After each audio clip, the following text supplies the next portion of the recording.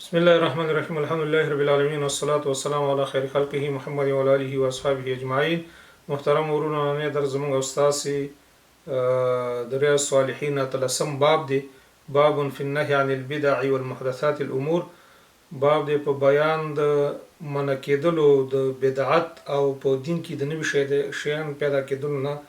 د دین منع راغلی ده چې دین کې څوک نوي شی پیدا کړي، نوي شی راوړي. دین زموږ مکمل دی. رسول صلی الله علیه وسلم مونږ ته د دین مکمل را رسولی دی او صحابه په امانت باندې مونږ ته را رسولی دی.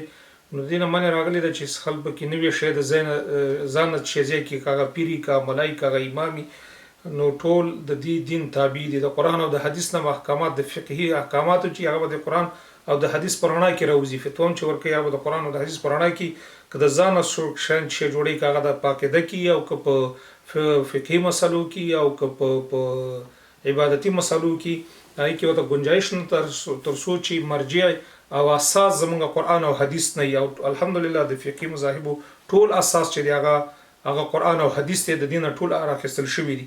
نو که هر سړی نوې شی پیدا کړي او د ازما طریقه ده، نو د دین هغه اصلیت د دین به ورک شي، لکه څنګه چې يهودیت ورک شوی، لکه څنګه چې نصرانیت ورک شوی دی. علماء کې ځان نشین جوړ کړو، اخره کې هغه اصل شی چې دی هغه ډیر کم پکې پاتې دی. نو ځکه اسلام د دین منع راوړی ده. الله تعالی فرمایي چې ما فرطنا فی الكتاب من شیء، موږ هیڅ شی پټ نه دی پرېښی په دې کتاب کې. موږ هر څه ښکاره کړي، تاسو حق ښکاره دی او باطل هم ښکاره دی، عقاید هم ښکاره دي او د اعمالو دپاره لار او طریقه هم ښکاره ده. نو ځکه رسول الله صلی الله علیه وسلم په ژبه باندې الله تعالی فرمایي چې فإن تنازعتم فی شیء فردوه الی الله و الی الرسول. کله چې ستاسو اختلاف په یو مسله کې راځي، جنگ راځي، اختلاف او نظر مرضی، یو مشکل مرضی، تاسو چې وکي د الله کتاب او د رسول الله صلی الله علیه وسلم حدیث تاسو رجوع وکي او دا غینه احکامات راوباسي. نو دې کې ډیر نو آیاتونه دي، مونږه په نومره کې کفایت کوي او صرف یو حدیث په دې کې راولو. د عائشه رضی الله عنها روایت دی، هغه فرمایي چې قال رسول الله صلی الله علیه وسلم من احدث في امرنا هذا ما ليس منه فهو رد، متفق علیه.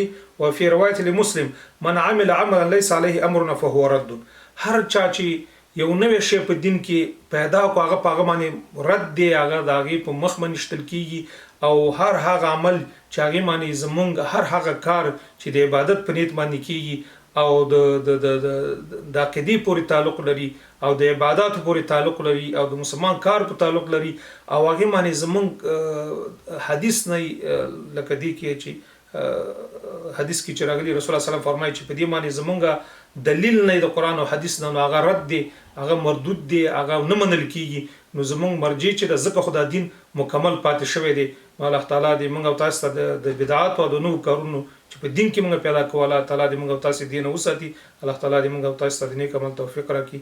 وصلی الله تعالی علی خیر خلقه محمد و علی آله و صحبه اجمعین.